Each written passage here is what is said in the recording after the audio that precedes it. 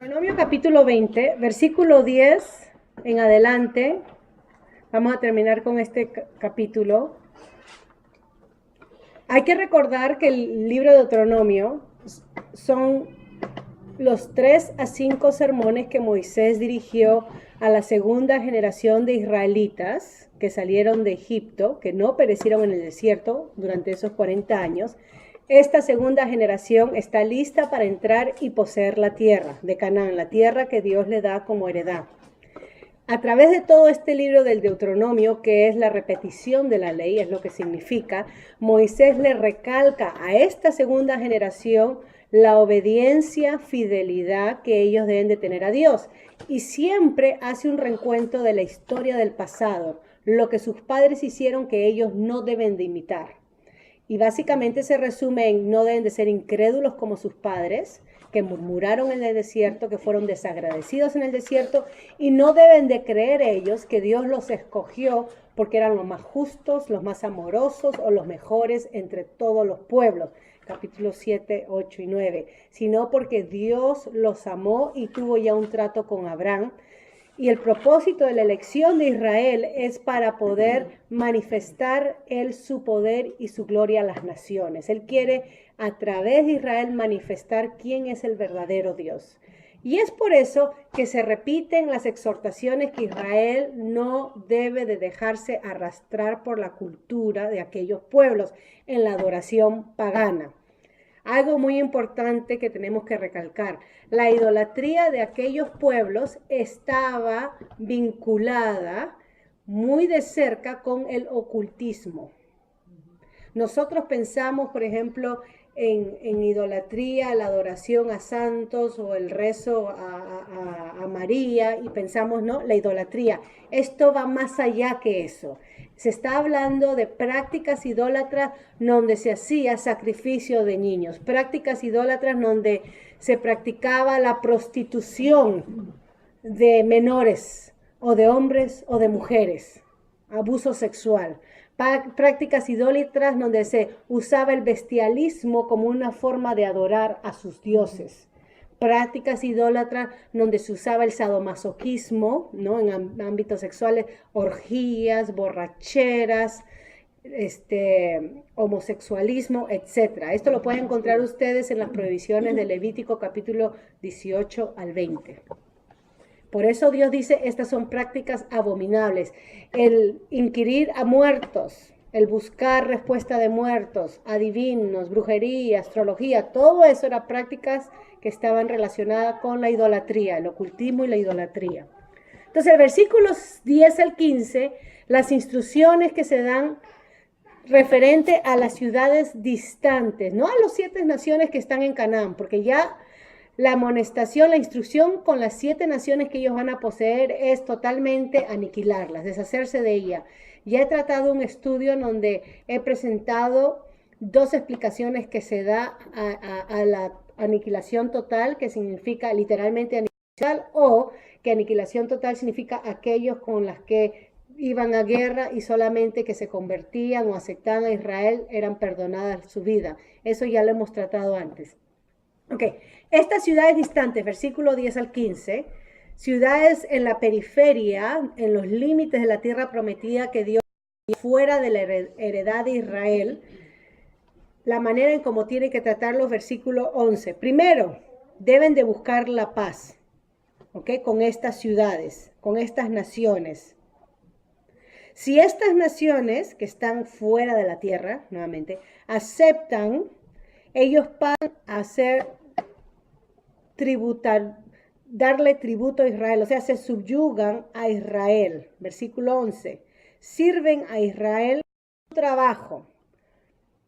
No estamos hablando de esclavitud, ¿okay? No estamos hablando que toma esta nación y lo hace esclavo y los oprime y los maltrata, porque en toda la ley vemos que Dios habla en contra de la injusticia contra el extranjero, porque aún el extranjero era invitado a las fiestas y comía de la mesa y era parte del diezmo, si era pobre. Ya hemos visto eso y vamos a seguir viendo. Pero estos extranjeros llegaban a ser ciudadanos que ahora dependían de la autoridad de Israel. ¿ok? No eran independientes, ahora dependían de las leyes de Israel, de la dirección que daba Israel. Y si Israel se dirigía conforme a la palabra de Dios, era la manera más humana en que estas naciones iban a ser tratadas. Si Israel se dirigía conforme a la voluntad del hombre, podrían hacer un nazi, un Hitler con estas naciones. Genocidio, maltratos, abusos. Pero acá tenemos el contexto que Israel tenía que ser sal y luz a las naciones para traerlas a la verdadera adoración de Dios. ¿Y cómo traer a otros a la verdadera adoración de Dios si no es en el trato de compasión, de justicia, de amor y misericordia? Si uno trata a otros inhumanamente, aplastando, abusando, siendo tirano, lo que uno muestra es el bestialismo que hay en uno. Pero la misión de Israel era atraerlos a la adoración del verdadero Dios. Entonces ahí se ve en el trato en cómo ellos iban a dar a las naciones. Entonces si ellos aceptan, pasaban, hacían el trato de paz, ¿ok? Israel se encargaba de la nación, subyugados, y estos trabajaban. Ellos trabajaban y eran pagados por su trabajo. Si ustedes leen el resto de las escrituras, se les pagaba por el trabajo, o sea, no eran esclavos, ¿ok? Se nos dice también, te será tributo y te servirá, ¿ok? Estos eran modos comunes. Versículo 13, estoy con mi Biblia Nueva Internacional, ¿ok? Versículo 12, pero si la ciudad rechaza la paz y entra en batalla contra ti, o sea, te busca la guerra, la sitiarás. Y cuando el Señor, tu Dios, la entregue en tus manos, matarás a filo de espada a todos sus hombres. ¿Okay? A los guerreros, a los hombres. Como botín podrás retener a las mujeres y a los niños y el ganado de todos los demás que haya en la ciudad. También podrás comer del botín de tus enemigos que te entregue el Señor tu Dios. Así tratarás todas las ciudades lejanas que no pertenezcan a las naciones vecinas. A filo de espada, que entran en guerra. Ahora, el botín en el mundo antiguo, estuvimos estudiando acerca de las leyes de guerra. ¿Se recuerdan la primera parte del capítulo 20? En el mundo antiguo, el botín servía como paga para los soldados. Era la manera como se le pagaba a los soldados su servicio. Era lo que Roma practicaba. Roma, una de las razones por la cual Roma vino a ser el ejército poderoso que conquistó Europa y seguiría conquistando si es que Dios no le pone fin, ¿no? Es porque las aldeas y naciones extranjeras que ellos conquistaban le daban la oportunidad a los hombres, cuando se rendían, de ser parte del ejército romano. Y eran entrenados como romanos. Y entonces se les daba el beneficio de que todas las tierras que conquistaban, se le daba un lote de tierra para que pueda vivir con su familia. Se le pagaba con el dinero, con el botín de guerra, el ganado, todo eso. Entonces ser parte del ejército romano era fatal. Podías morir o podías ganar también. ¿Okay? Como se desarrolla al principio, eran pobres, pero comienza a desarrollarse que trae mucho dinero y poder al ejército, por eso que se hacen famosos. Las mujeres eran capturadas como botín. En el capítulo 21, la segunda parte, vamos a ver sobre estas leyes acerca de las mujeres. ¿Okay? Esto era parte, el botín, todo lo que Israel conseguía, tenían que entender que le pertenecía a Dios, porque así demostraban que la victoria era la victoria de Dios. Era Dios el que peleaba y ganaba por ellos. Pero acá, las naciones que estaban fuera de Israel, Dios hace las excepciones que tomen ellos el botín. Versículos 16 al 18, ahora Moisés deja bien en claro aquellas naciones que están dentro de la tierra prometida. Y nuevamente hace mención de que éstas están bajo la condenación de destrucción. Es la palabra en el hebreo que se conoce como harem. ¿Okay? Estas están bajo la condenación de destrucción porque no se arrepintieron y porque les había venido juicio a través de la mano de Israel. 430 años estuvo Israel en Egipto como esclavo y por 430 años, no sabemos cómo, Dios estuvo tratando con estas naciones para que se arrepientan. Y estas naciones no se arrepintieron, pero inquirieron en sus prácticas idólatras paganas. Y lo interesante es que cuando Dios juzga a las naciones que no lo conocen a Él, no lo juzga a las naciones por la idolatría. A Israel sí, porque con Israel tenía un trato, una relación de pacto. El libro de Amos nos sirve a entender esto. Cuando Dios juzga a las naciones, no los juzga por sus prácticas religiosas, los juzga por la manera de cómo trata al ser humano, por sus prácticas de justicia hacia otros. Muy interesante, que Dios es un Dios justo. Dios no va a demandar de alguien algo que no sabe, es ignorante.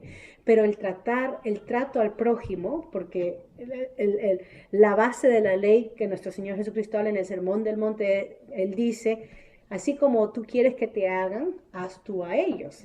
Y esto se entiende en todas las culturas, en todo tiempo. Yo quiero que la gente me trate con respeto, no me robe, ¿no? Tenga dignidad, pero yo debo de tratar de la misma manera a otros. Y esa es base en el trato con otros. Dios juzgaba a estas naciones porque se habían vuelto inhumanas, bestias, malas, genocidas. Y Dios dice, por 430 años, mientras que mi pueblo estaba en Egipto, multiplicándose, yo estaba tratando con los amorreos, los cananeos, estas 7 naciones, y no se arrepintieron. Así que ahora cuando entren, arrasen con todo. ¿Okay? Y tenemos el otro libro que nos ayuda a entender que no estamos hablando de un Dios malo, un Dios injusto, porque lo mismo sucede cuando Dios levanta y llama a Jonás y le dice, vete a Nínive y predica que en 40 días voy a destruir esta ciudad. El libro chiquitito, 4 capítulos, y Jonás dice, no voy. Y la razón por la que Jonás no iba era, número 1, los asirios eran enemigos de Dios, eran malos, y predicar arrepentimiento a nuestros enemigos, no way, que sufran el castigo.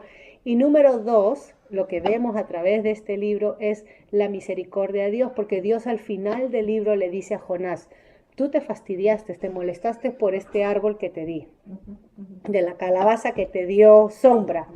No, yo habré de tener misericordia, compasión por 120,000 personas que no saben discernir entre lo bueno y lo malo.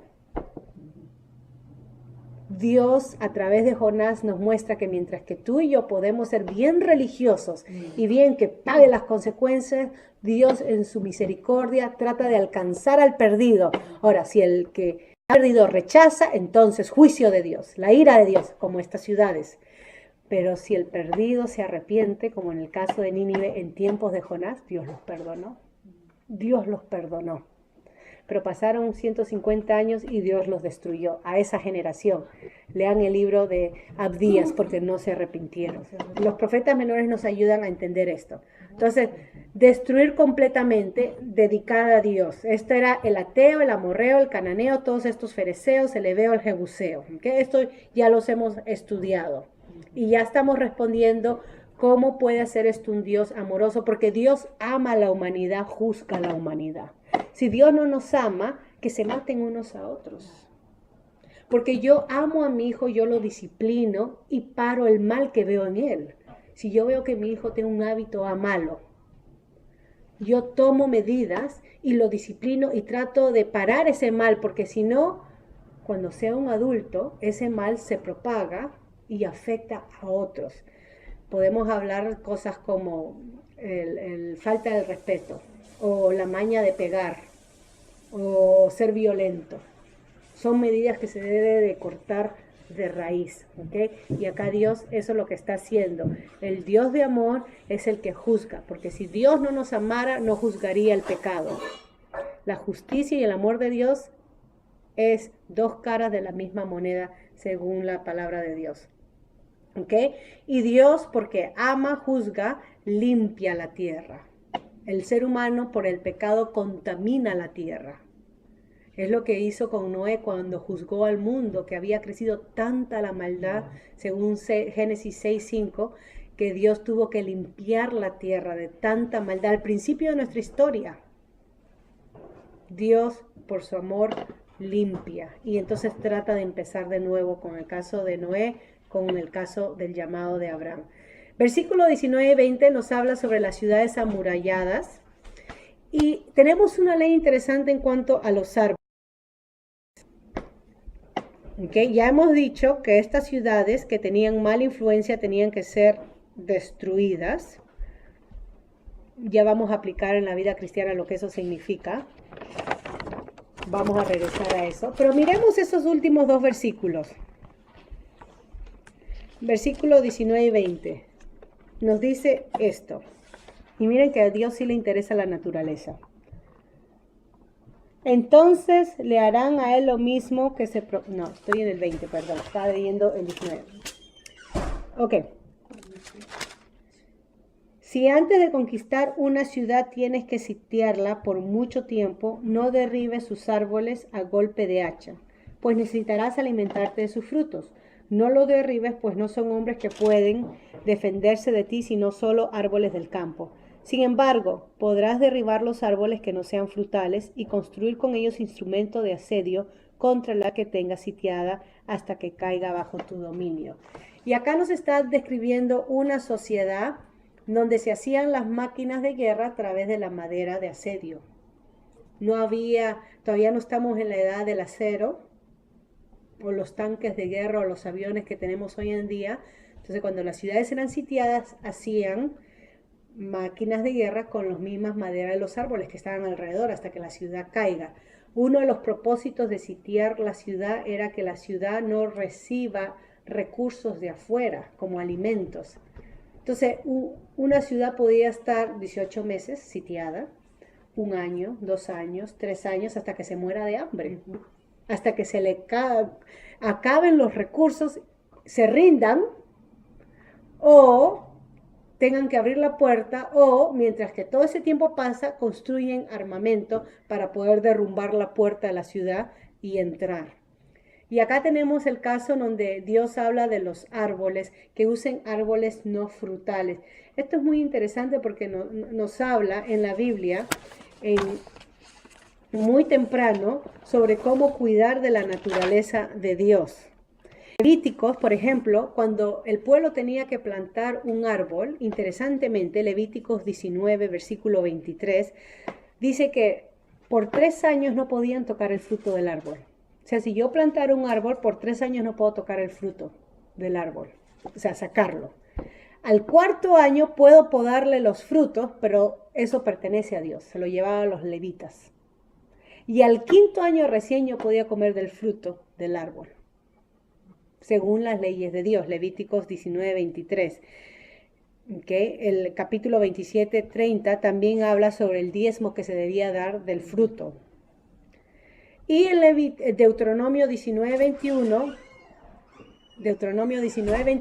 habla sobre el palo de acera, que tenía que ver con la idolatría, cuando se hacían lugares altos de idolatría.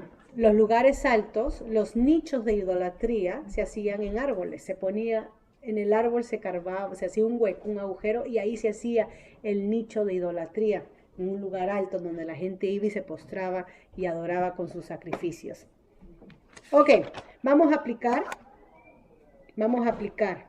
Dios está repitiendo acá que el pueblo tiene que deshacerse de su influencia maligna.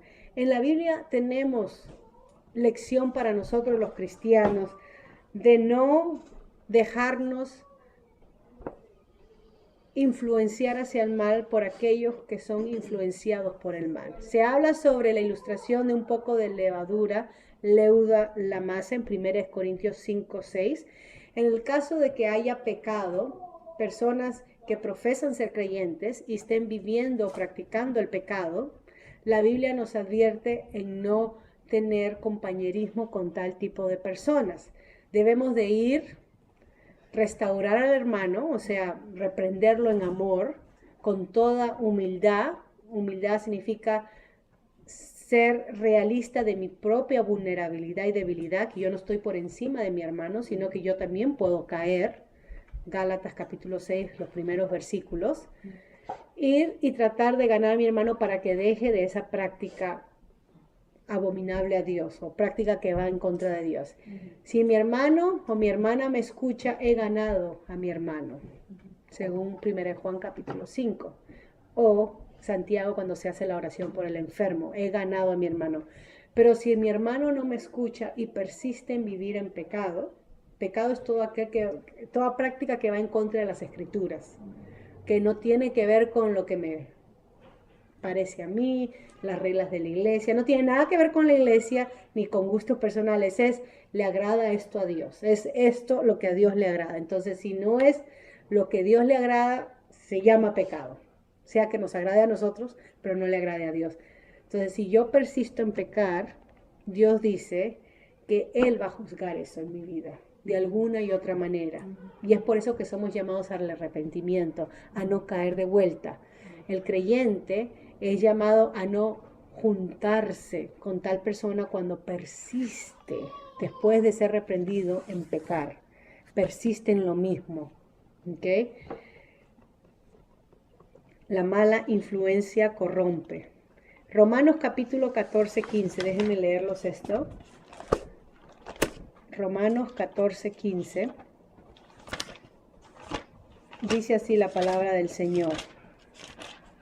Y esto es lo más difícil de hacer porque si se trata de un hermano querido que hay confianza, yo no quiero entrar en pleito, yo no quiero quedar mal, yo no quiero que me malentienda, pero por obedecer a Dios y por amor a Él tengo que hablar la verdad, o a ella, tengo que hablar la verdad. Y eso es un inconveniente a mí. A mí me incomoda confrontar con la verdad porque nuestra relación va a quedar quebrantada por el momento.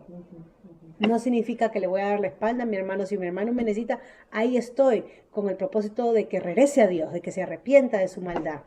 Mira lo que dice Romanos 14, 15.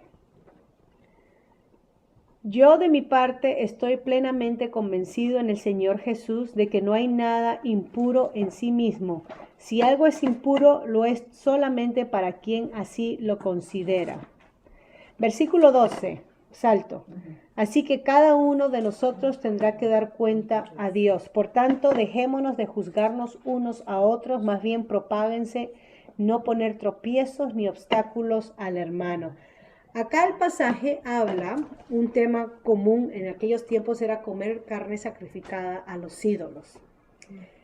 La carne, el sacrificio de la carne en aquellos tiempos se hacía en honor a ciertos dioses, que se sacrificaba la carne. Y muchos de los creyentes que habían venido al conocimiento de Dios pensaban, creían, yo no puedo comer esa carne si ha sido sacrificada al Dios. Pablo habla y explica que el ídolo es nada, es vanidad, que no existe, que uno puede comer con libertad, si es que la conciencia no me culpa.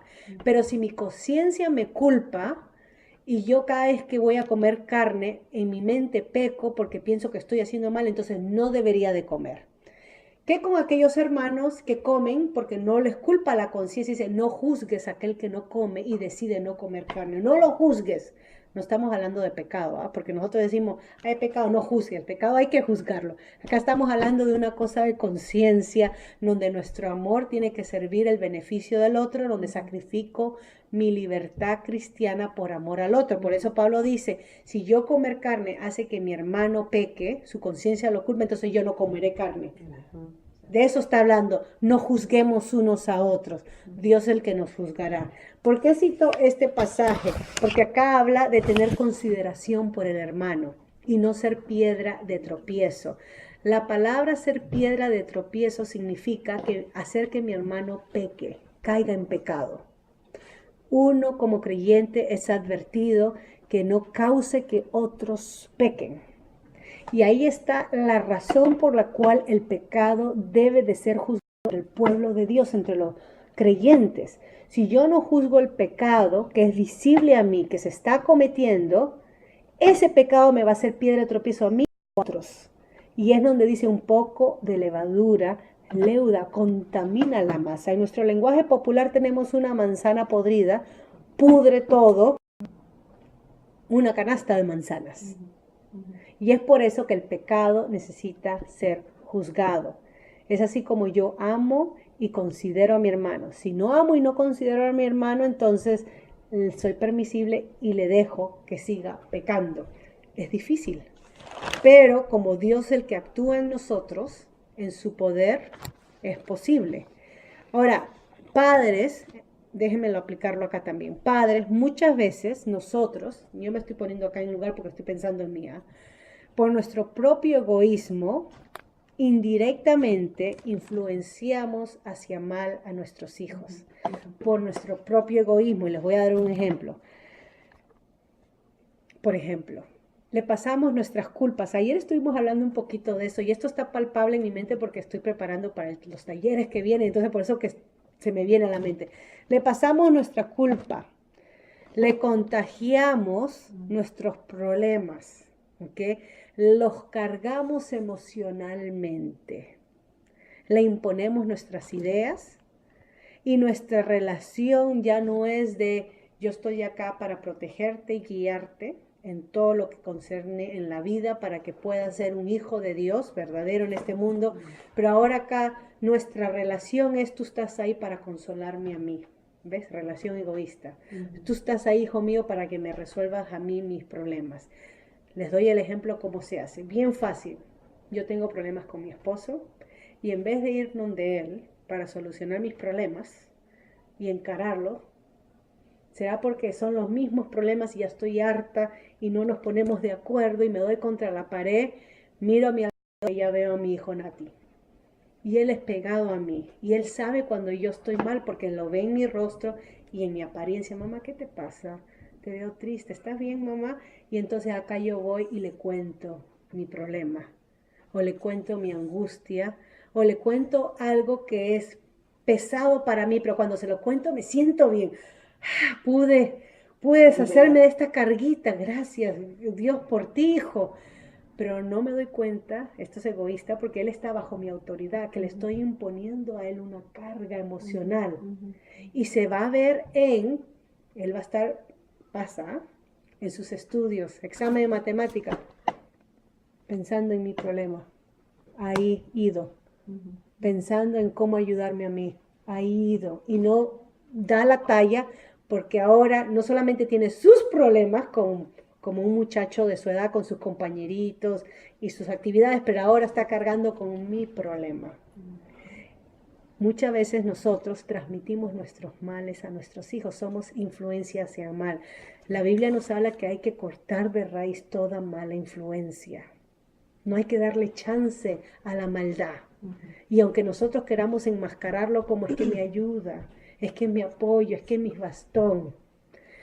Cuando estaba dando consejería, una vez una madre me desafió en esto, y usted cómo sabe que mi hijo es mi consejero, ¿cómo usted sabe?